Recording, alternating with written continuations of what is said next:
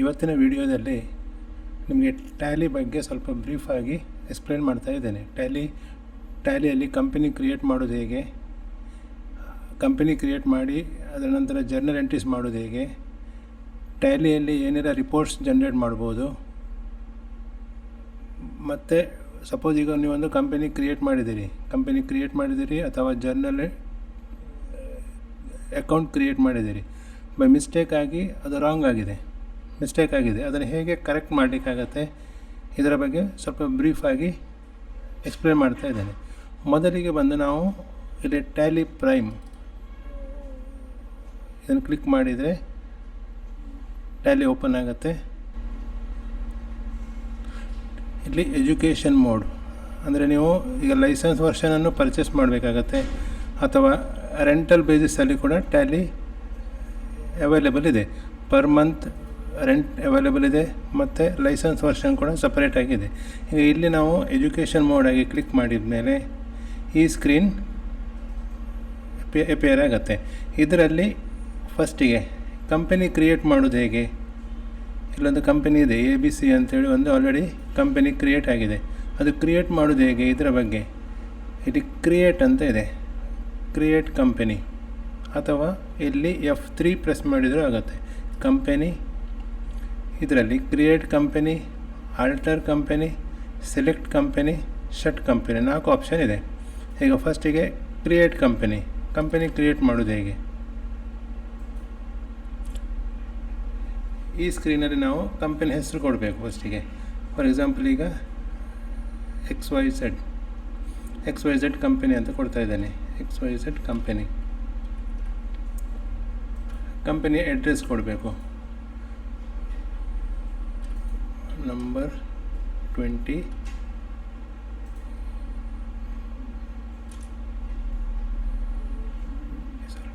BSR layout Bangalore. Company address, state Karnataka, pin code, telephone number,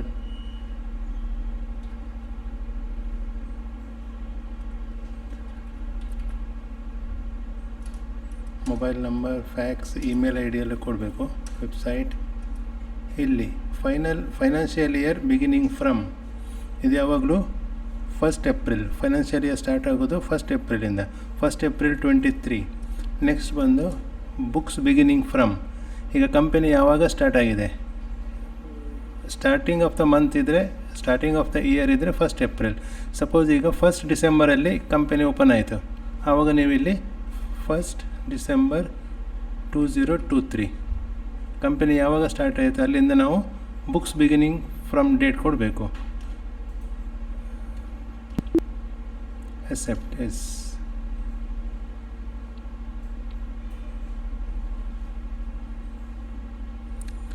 next ಇದರಲ್ಲಿ GSTದು accounting related screen open ಆಗುತ್ತೆ. ಇದರಲ್ಲಿ accounting, maintain accounts, S.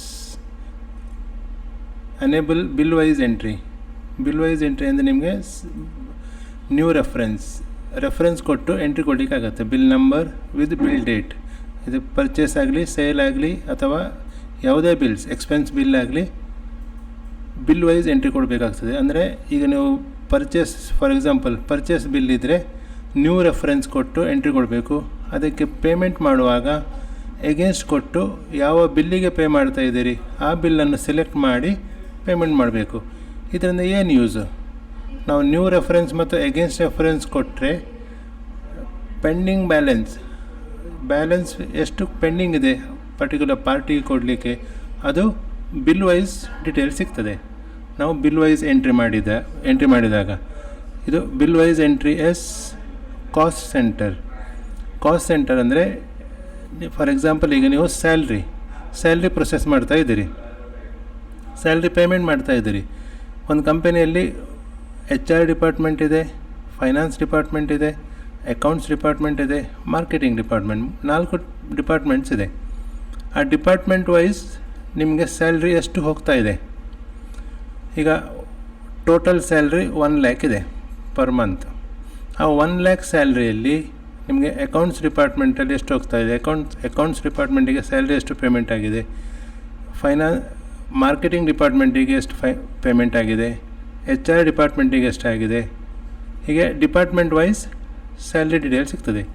ನೀವು ಇಲ್ಲಿ ಕಾಸ್ಟ್ ಸೆಂಟರ್ ಎಸ್ ಕೊಟ್ಟಾಗ ನೀವು ಪೇಮೆಂಟ್ ಎಂಟ್ರಿ ಅಥವಾ ಜರ್ನಲ್ ಎಂಟ್ರಿ ಹಾಕುವಾಗ ನಿಮಗೆ ಕಾಸ್ಟ್ ಸೆಂಟರ್ ಆಪ್ಷನ್ಗೆ ಹೇಳ್ತದೆ. ಕಾಸ್ಟ್ ಸೆಂಟ್ರಲ್ಲಿ ನೀವು HR ಫಾರ್ ಎಕ್ಸಾಂಪಲ್ 50,000 ಇದ್ದರೆ HR 50,000, ಮಾರ್ಕೆಟಿಂಗ್ 10,000, ಅಕೌಂಟ್ಸಿಗೆ 40,000, ಹೀಗೆ 1 ಲ್ಯಾಕನ್ನು ಡಿವೈಡ್ ಮಾಡಿ ಹಾಕ್ಬೋದು. ಇಲ್ಲಿ ಕಾಸ್ಟ್ ಸೆಂಟರ್ ಎಸ್ ಕೊಡಬೇಕು. Enable interest calculation. ಈಗ ಬ್ಯಾಂಕ್ ಲೋನ್ಸ್ ತೊಗೊಂಡಿರ್ತೀರಾ, ಬ್ಯಾಂಕಿಂದ ಲೋನ್ ತೊಗೊಂಡಿರ್ತೀರಾ ಅಥವಾ FD ಇಟ್ಟಿರ್ತೀರಾ, ಅದರದ್ದು ಇಂಟ್ರೆಸ್ಟ್ ಕ್ಯಾಲ್ಕುಲೇಷನ್ ನಿಮಗೆ ಟ್ಯಾಲಿಯಲ್ಲಿ ಸಿಗಬೇಕಾದ್ರೆ ಇಲ್ಲಿ ಎಸ್ ಅಂತ ಆಪ್ಷನ್ ಕೊಡಬೇಕು. ನೆಕ್ಸ್ಟ್ ಇನ್ವೆಂಟ್ರಿ, ಇದು billing information. Maintain inventory, yes. Bill entry. Aggregate accounts with inventory, yes. ಇದು ನೋ ಕೊಡಿ, ಇದು ಯಾವುದು ಬೇಕಾಗಿಲ್ಲ. ಕಾಸ್ಟ್ ಟ್ರ್ಯಾಕಿಂಗ್, ಜಾಬ್ ಕಾಸ್ಟಿಂಗ್ ಅದು ಬೇಕಾಗಿಲ್ಲ. ನೆಕ್ಸ್ಟ್ ಈ ಕಡೆ ರೈಟ್ ಸೈಡಲ್ಲಿ GST ರಿಜಿಸ್ಟ್ರೇಷನ್ ಆಗಿದ್ದರೆ, GST ನಂಬರ್ ಇದ್ದರೆ ಇಲ್ಲಿ ಎಸ್ ಕೊಡಬೇಕು.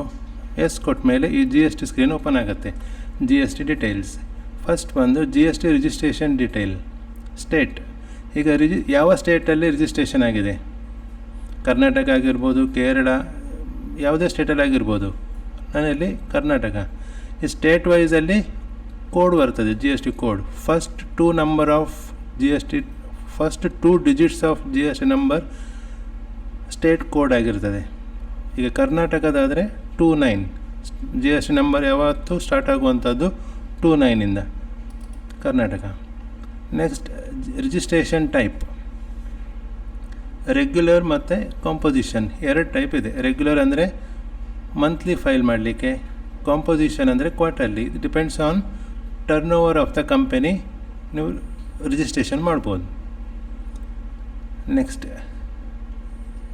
SSC ಆಫ್ ಅದರ್ ಟೆರಿಟರಿ, ಅದು ನೋ ಕೊಡಿ. ಇಲ್ಲಿ GST ನಂಬರ್ ಮೆನ್ಷನ್ ಮಾಡಬೇಕು. ನೀವು ಇಲ್ಲಿ ರೆಗ್ಯುಲರ್ ಕೊಟ್ಟರೆ, ರಿಜಿಸ್ಟ್ರೇಷನ್ ಟೈಪ್ ರೆಗ್ಯುಲರ್ ಕೊಟ್ಟಾಗ GST ಇದು ಮಂತ್ಲಿ ಆಗಿ ಬರ್ತದೆ. ಇಲ್ಲಿ ಕಾಂಪೋಸಿಷನ್ ಕೊಟ್ಟರೆ periodically of GSTR1 is quarterly ಆಗಿ ಬರ್ತದೆ. ನಾನು ರೆಗ್ಯುಲರ್ ಕೊಟ್ಟೆ, ಹಾಗಾಗಿ ಮಂತ್ಲಿ. ಇನ್ವಾಯ್ಸಿಂಗ್ ಅಪ್ಲಿಕೇಬಲ್ ಅಂದರೆ ಇನ್ವಾಯ್ಸ್ ಅಂದರೆ ಆನ್ಲೈನ್ ಇನ್ವಾಯ್ಸ್, ಸುಗಮ್ ಬರ್ತದೆ ಇದಕ್ಕೆ. ಇಲ್ಲಿಗ ನೋ ಕೊಡಿ. Way bill applicable, yes. Applicable from December, company start ಆದ ಡೇಟಿಂದ. ಅಪ್ಲಿಕೇಬಲ್ ಫಾರ್ ಇಂಟರ್ಸ್ಟೇಟ್ ಟ್ರಾನ್ಸಾಕ್ಷನಿಗೆ ಮಾತ್ರ ವೇ ಬಿಲ್ ಇರುವಂಥದ್ದು, yes. Accept, yes. Next GST ಆಯಿತು. Enable tax deducted at source, TDS ಬೇಕಿದ್ದರೆ ಎಸ್ ಕೊಡಿ. TDS ಡಿಡಕ್ಟ್ ಮಾಡಲಿಕ್ಕಿದ್ದರೆ ಇಲ್ಲಿ ಟ್ಯಾನ್ ರಿಜಿಸ್ಟ್ರೇಷನ್ ನಂಬರ್, ಕಂಪನಿದ್ದು ಟ್ಯಾನ್ ನಂಬರ್ ಕೊಡಬೇಕು. Individual or TAN registration number, TAN account number, deduction type company or individual. Company ಆದರೆ company select ಮಾಡಿ, individual ಆದರೆ individual company. Branches ಇದ್ದರೆ ಬ್ರ್ಯಾಂಚ್ ಎಲ್ಲಿದೆ, ಬ್ರ್ಯಾಂಚ್ ಅದರ ಪ್ಲೇಸ್ ಇದೆ, ಹೆಸರು. ಇದು ಬೇಕಾಗಿಲ್ಲ, 0, ನೋ. ನೆಕ್ಸ್ಟ್ TCS ಇದ್ದರೆ ಎಸ್ ಕೊಡಿ. ವ್ಯಾಟ್, ಈಗ ವ್ಯಾಟ್ ಇಲ್ಲ, ಮುಂಚೆ ವ್ಯಾಟ್ ಇರುವಾಗ ಇಲ್ಲಿ ಎಸ್ ಕೊಡಬೇಕಿತ್ತು. ಎಕ್ಸೈಸ್, ಸರ್ವಿಸ್ ಟ್ಯಾಕ್ಸ್ ಈಗ ಇಲ್ಲ, ಇದು ಯಾವುದು ಬೇಕು. ನೆಕ್ಸ್ಟ್ ಇಲ್ಲಿ ಪೇರೋಲ್, ಸ್ಯಾಲ್ರಿ ಪ್ರೊಸೆಸ್ ಮಾಡಲಿಕ್ಕಿದ್ರೆ ಟ್ಯಾಲಿಯಲ್ಲಿ ಸ್ಯಾಲ್ರಿ ಎಂಟ್ರಿ ಮಾಡುವಾಗ ಪೇರೋಲನ್ನು ಎಸ್ ಕೊಡಬೇಕು. Enable payroll statutory, yes. ಕಂಪನಿದು PF code number, company code, group code, company security code, ಆಮೇಲೆ ESI, ಕಂಪನಿದು ESI code number, ESI branch office. ನೀವು ESI ರಿಜಿಸ್ಟ್ರೇಷನ್ ಮಾಡುವಾಗ ಲೊಕೇಶನ್ ಕೊಟ್ಟಿರ್ತೀರ, ಬ್ರ್ಯಾಂಚ್ ESI ಆಫೀಸಿದು ಆ ಹೆಸರು. Next pension scheme, corporate registration number, branch office number. Continue ಮಾಡಿದಾಗ income tax number, TAN number ಇದೆಲ್ಲ ಕೊಟ್ಟು ಡಿಡಕ್ಟರ್ ಗೌರ್ಮೆಂಟ್ ಕಂಪನಿನ ಅದರ್ ಕಂಪನಿನ ಅಂತ ಕೊಟ್ಟು ಎಂಟರ್ ಕೊಡಿ. ಇದು ರೆಸ್ಪಾನ್ಸಿಬಲ್ ಪರ್ಸನ್. ಇನ್ಕಮ್ ಟ್ಯಾಕ್ಸ್ ಡಿಡಕ್ಷನಿಗೆ ಒಂದು ಕಂಪನಿಯಲ್ಲಿ ಒಬ್ಬರನ್ನು ರೆಸ್ಪಾನ್ಸಿಬಲ್ ಆಗಿ ಕೊಡಬೇಕು. ಆ ಪರ್ಸನ್ ಇದು ನೇಮ್, ಅವನದು ಡೆಸಿಗ್ನೇಷನ್ ಮತ್ತು ಅವರದು ಪಾನ್ ನಂಬರ್ ಮೆನ್ಷನ್ ಮಾಡಬೇಕು ಇಲ್ಲಿ. ನೆಕ್ಸ್ಟ್ ಇದು ಯಾವುದು ಬೇಡ, ಎಸ್, ಇಲ್ಲಿ X Y Z company create ಆಯಿತು. ಇಲ್ಲಿ no watch X Y Z company create ಆದಮೇಲೆ ಇದು ಗೇಟ್ವೇ ಆಫ್ ಟ್ಯಾಲಿ ಡಿಸ್ಪ್ಲೇ ಬರ್ತದೆ. ಗೇಟ್ವೇ ಆಫ್ ಟ್ಯಾಲಿಯಲ್ಲಿ ಮೈನ್ ಸ್ಕ್ರೀನ್ ಬಂದು create, alter, chart of accounts, vouchers, day book, banking, ನಂತರ ರಿಪೋರ್ಟ್ಸಲ್ಲಿ ಬಂದು balance sheet, profit and loss account, stock summary, ratio analysis, display more reports. ಆಮೇಲೆ ಇದು ಲಾಸ್ಟಿಗೆ ಟ್ಯಾಲಿಯಿಂದ ಕ್ವಿಟ್ ಆಗಬೇಕಾದ್ರೆ ಕ್ವಿಟ್ ಆಗುವಂಥದ್ದು. ಫಸ್ಟ್ ಇಲ್ಲಿ ಕ್ರಿಯೇಟ್ ಮಾಡುವಾಗ ಕಂಪನಿ ಕ್ರಿಯೇಟ್ ಮಾಡಲಿಕ್ಕೆ ಇದು. ಈಗ ನೀವು ಕಂಪನಿ ಕ್ರಿಯೇಟ್ ಮಾಡಿದ್ರಿ, ಅಡ್ರೆಸ್ಸಲ್ಲಿ ಸಮ್ ಮಿಸ್ಟೇಕ್ ಆಗಿದೆ, ಆವಾಗ ನೀವು ಇಲ್ಲಿ ಆಲ್ಟರ್ ಅಂತ ಆಪ್ಷನ್ ಕೊಡಬೇಕು. ನೆಕ್ಸ್ಟ್ ಚಾರ್ಟ್ ಆಫ್ ಅಕೌಂಟ್ಸ್, ಇದರಲ್ಲಿ ನಿಮಗೆ ಯಾವುದೆಲ್ಲ ಅಕೌಂಟ್ಸ್ ಆಲ್ರೆಡಿ ಕ್ರಿಯೇಟ್ ಆಗಿದೆ, ಅಕೌಂಟಿಂಗ್ ಮಾಸ್ಟರ್, ಅದರಲ್ಲಿ ಗ್ರೂಪ್ಸ್ ಇದೆ, ಲೆಡ್ಜರ್ಸ್, ಆಮೇಲೆ inventory master, stock items. Next payroll master, employee categories, ಇದು ಸ್ಯಾಲ್ರಿ ಪ್ರೊಸೆಸ್ ಮಾಡಲಿಕ್ಕೆ ಪೇರೋಲ್ ಮಾಸ್ಟರ್ ಬೆನಿಫಿಟ್ ಆಗುತ್ತೆ ಪೇರೋಲ್ ಮಾಸ್ಟರಲ್ಲಿ. ನೆಕ್ಸ್ಟ್ ಟ್ರಾನ್ಸಾಕ್ಷನ್ಸಲ್ಲಿ ವೋಚರ್ಸ್ ಅಂದರೆ ನೀವು ಈಗ ಒಂದು ಜರ್ನಲ್ ಎಂಟ್ರಿ ಮಾಡಬೇಕು. ನಿಮಗೊಂದು ಬಿಲ್ ಬಂತು, ಅದರ ಎಕ್ಸ್ಪೆನ್ಸ್ ಬಿಲ್ ಆಗಲಿ ಯಾವುದೇ ಬಿಲ್, ಅದನ್ನು ನೀವು ಎಂಟ್ರಿ ಮಾಡಬೇಕು ಟ್ಯಾಲಿಯಲ್ಲಿ. ಆಗ ವೋಚರ್ಸ್ ಅಂತ ಕೊಟ್ಟು ಇಲ್ಲಿ ನಂಬರ್ ಆಫ್ ಟ್ರಾನ್ಸಾಕ್ಷನ್ಸ್ ಇದೆ, ಬೇರೆ ಬೇರೆ ಟ್ರಾನ್ಸಾಕ್ಷನ್ಸ್, ಡೇಟ್ ಚೇಂಜ್ ಮಾಡಲಿಕ್ಕಿದೆ, contra entry, payment, receipt, journal, sales, purchase.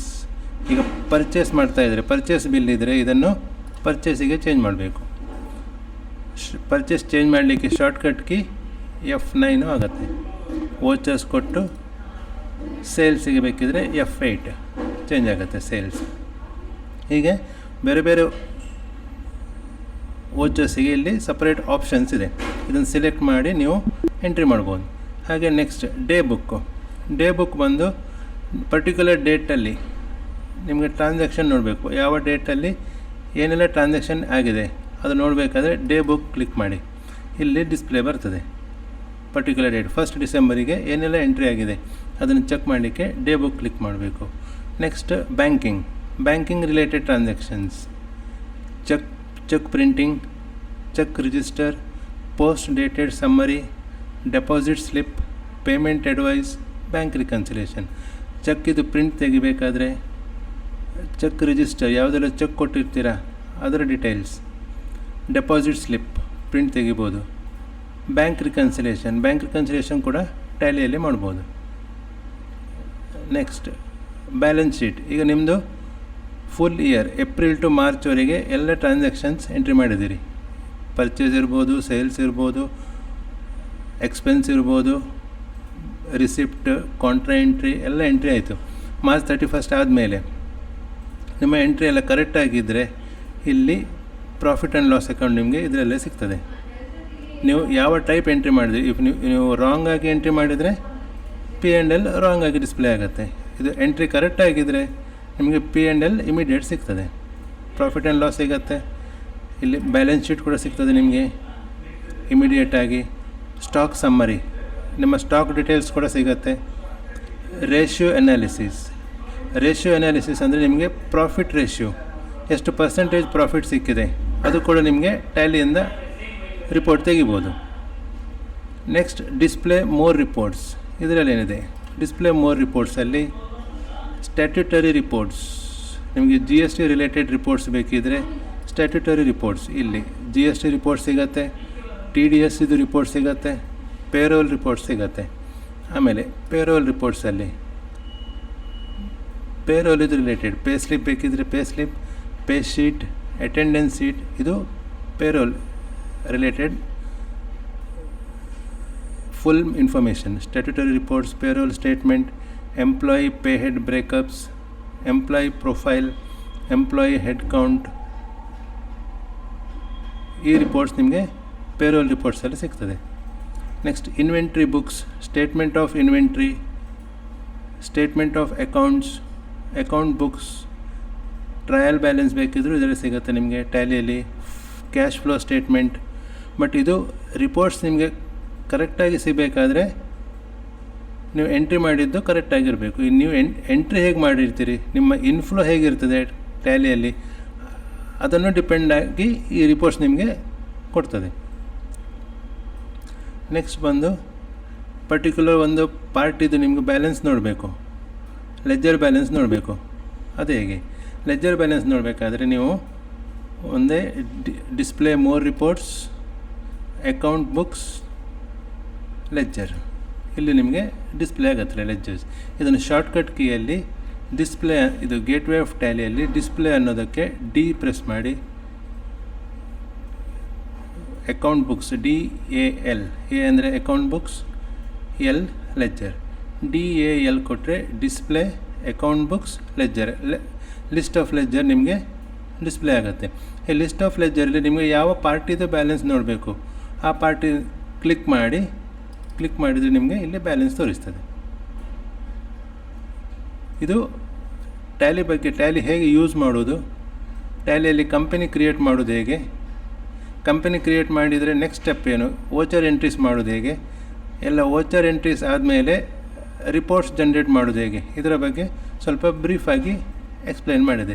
ಇನ್ನು ನೆಕ್ಸ್ಟ್ ವಿಡಿಯೋದಲ್ಲಿ ಎಂಟ್ರಿ ಮಾಡೋದು ಹೇಗೆ, ಒಂದೊಂದೇ ಸ್ಟೆಪ್ ಬೈ ಸ್ಟೆಪ್ ಎಂಟ್ರಿಯನ್ನು ಮಾಡಿ ತೋರಿಸಲಿಕ್ಕಿದ್ದೇನೆ. Thank you.